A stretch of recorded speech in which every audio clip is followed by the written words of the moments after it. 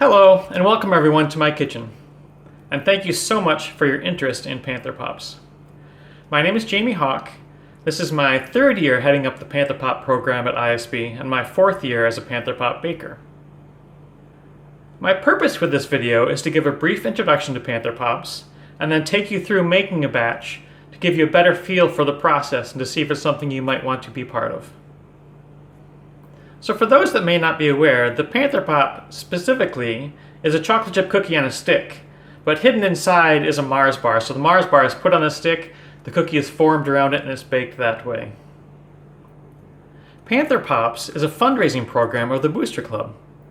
The Booster Club, for those that don't know, supports arts and athletic programs at the school. So we don't put on programs ourselves, but we enhance the programs that are available to your kids. For me, it means putting a lot of smiles on a lot of kids' faces throughout the year.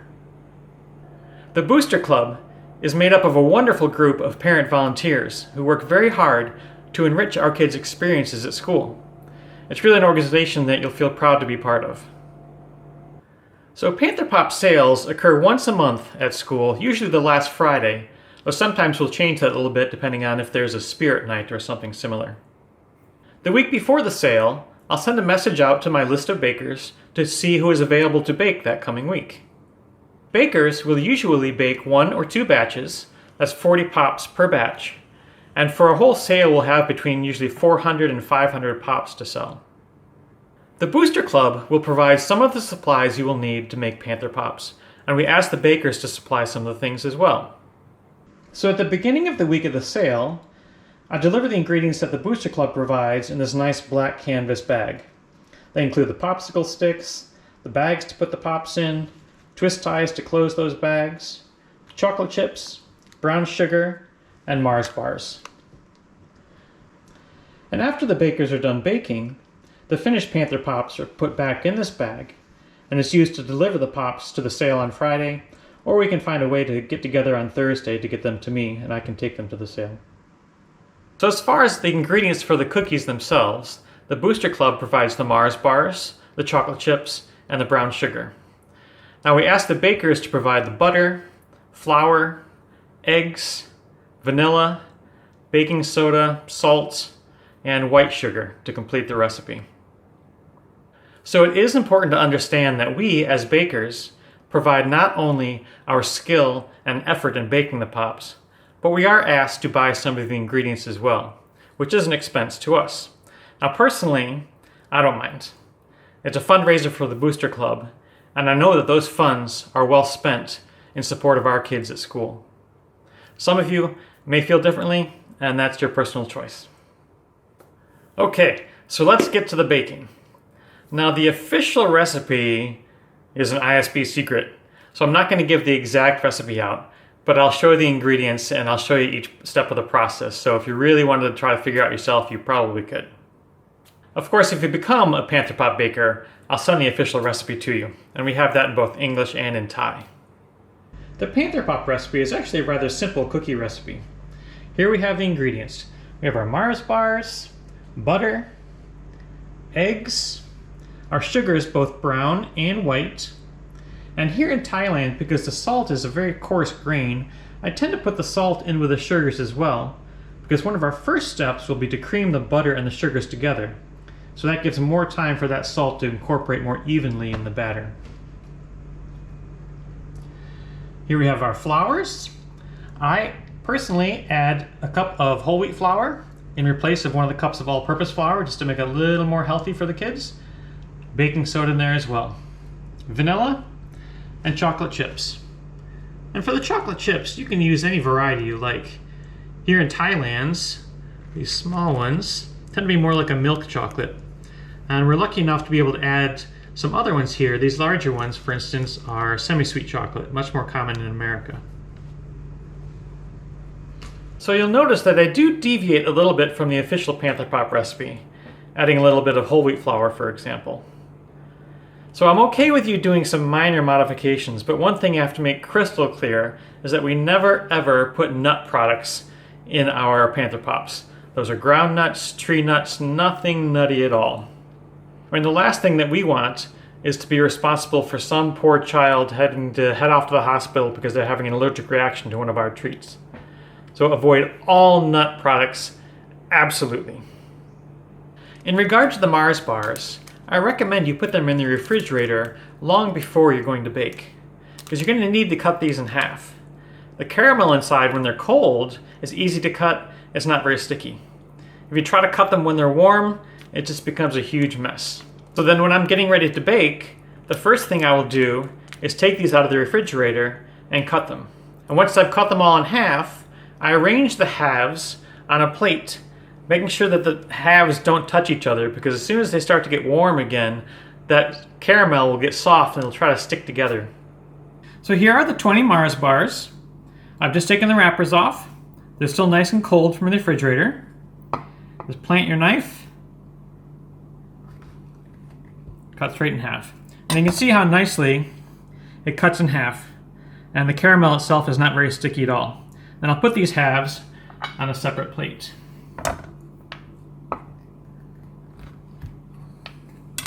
You don't have to be perfect about getting each one cut exactly in half, but just pretty close. Now occasionally, you'll get a Mars bar out of the wrapper that the caramel is already kind of leaking out and making a mess. And I recommend cutting those first, because that caramel is going to warm up and be sticky pretty quickly. So after cutting all 20 in half, this is my plate of 40 halves. Again, trying not to let them touch, because they will stick back together if you give them a chance. Now one nice thing about cutting them first is that they're chilled and they're easy to cut. But by the time you're going to want to put them on the stick, they'll be soft enough for that stick to go in later. So our first step in making the dough is to cream together the 2 sugars and the butter. And remember, I also put the salt in at this point as well. Now I'm lucky enough to have a stand-up mixer, but you can do all this mixing it with your hand at home as well too, so whatever works for you. I should mention too about the butter, you're going to want to use softened butter. So for me, if I bake early in the morning, I'll take the butter out at night, the night before, and leave it on the counter overnight to get soft. Or if I'm going to bake during the day, first thing in the morning I'll take it out of the refrigerator and put it on the counter, so it'll have a few hours to get soft. If the butter's soft, it helps for the butter to get thoroughly mixed within the dough.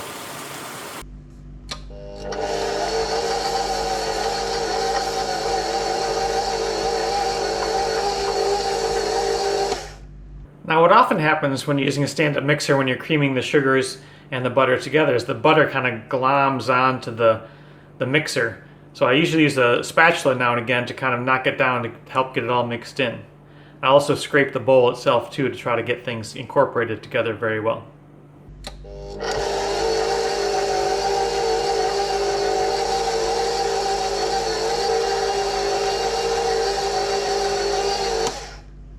Once your butter and sugars are well incorporated, you can add the eggs and vanilla.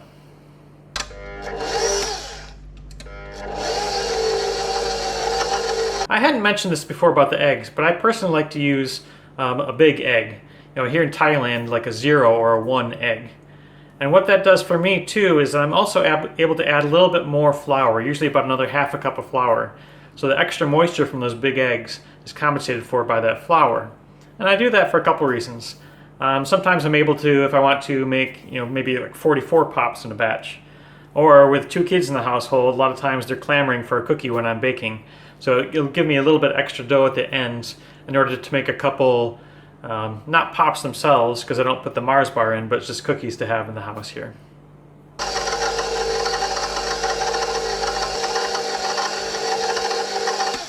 Now at this mixing stage, it's another important time to make sure that you wipe down the beater and the inside of the bowl to make sure all the butter and sugar mixture incorporates with the liquid of the egg and the vanilla.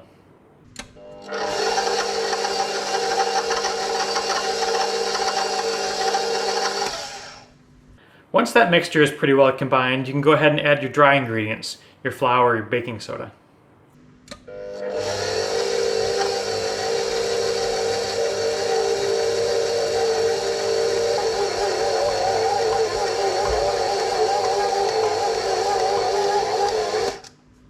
Scrape down the sides of the bowl again and add your chocolate chips.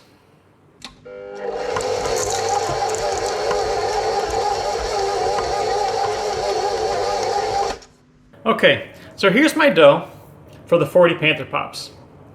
Now it's very important that the next thing you do is measure out the 40 before you start baking, because you want to make sure you have 40 equally sized Panther Pops. So I'd recommend getting yourself a scoop, something like this one. This is a 2-inch scoop. I got this one at Macro at a very reasonable price. This kind of thing you scoop, and you squeeze, and it helps to push out the ball. Now to make 40 from this size scoop, you don't want a very even scoop. I find that you want it a little bit overflowing the scoop. So let me take a scoop and I'll kind of show you the size that I'm talking about. That's the kind of thing that it takes a little bit of practice to get 40 out of this much dough instead of having 50 that are too small or 30 that are too big. So this is about how much dough I will put for one Panther Pop out of a 2-inch scoop. You can see how it's a little bit overflowing from that scoop. I found about that much dough makes about 40 Panther Pops for the batch.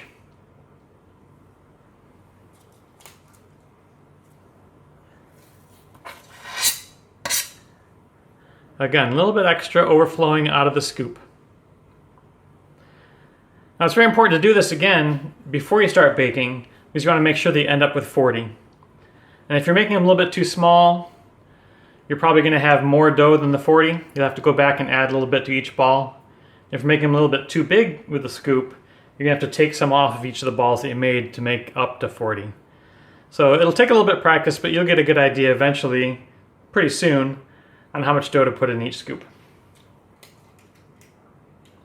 So I'm going to go ahead and do out the 40, and then I'll show you kind of how it looks after that. Okay, so once your 40 dough balls are set, you're ready to begin to put the pop together. Now, before we go any further, there is one more recommendation that I have, that if possible, it's nice to have 2 baking sheets. The trouble is when the pops come out of the oven, the cookies aren't solid enough to hold the stick. And you really need to cool those pops on the cookie sheet for 5 or 10 minutes. So to have a second cookie sheet ready to go in when the first one comes out, it's going to save you a lot of time. Okay, so let's look at my little setup here, ready to go to assemble all the different parts and put them in the oven. Okay, so here are my 40 dough balls all set out in wax paper on the counter. To the right, I've got my sticks ready to go, and I've got the pre-cut Mars bars ready to go as well. So I form a little assembly line here, and end up putting them on my 2 cookie sheets that I like to put parchment paper on just for the ease of cleaning and taking the cookies off the sheets. Okay, on to the assembly. With very clean hands, take your stick, grab one of your Mars bars pieces. I usually put the stick in basically right at the caramel nougat border, like so. I take my dough ball, I use my thumb to bit of a depression, and I'll stick that Mars bar right in the depression, and then use my hands to wrap the dough all the way around the Mars bar. You don't want the Mars bar sticking out anywhere, because if it does, it'll kind of ooze out the side and cause problems.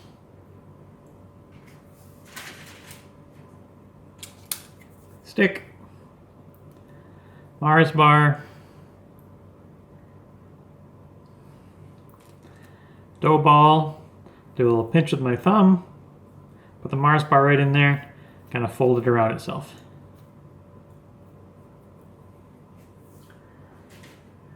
So I'll keep doing that, and like the recipe says, we usually put about 8 on a cookie sheet. That keeps them from sticking together, giving enough space and so forth. So let me finish the 2 cookie sheets, and then I'll show you what it looks like when that's done. Okay, so here are the 2 cookie sheets. We've got 8 pops on each sheet, all ready to go in the oven. Of course, if I were just doing it normally, as soon as I had 8 on the first sheet, they'd go right in the oven just to save some time, keep the process moving. Okay, so I just put the first batch in the oven, and I want to make a note on the temperature and the time. So the recipe calls for 350 degrees Fahrenheit, or about 180 degrees Celsius, and about 13 minutes. Now, each oven is a little bit different, and I found that with my oven here in Nichida, it takes about 17 minutes for them to bake to the point where I like them, a nice kind of a golden brown. So I would recommend the first time that you bake, keep an eye on that first batch in there and see how they're doing after 13 minutes. But don't be afraid if they need a little bit longer. All right, each oven's a little bit different. It's gonna be a little bit different for each baker. All right, just pulled out the first batch from the oven. Oh man, they smell good. So they'll sit there on the cookie sheet again for about 5 or 10 minutes. Let the cookie harden up around the stick, and then I'll transfer them directly to the cooling rack. Okay then, so once your Panther Pops have cooled, it's time to bag them.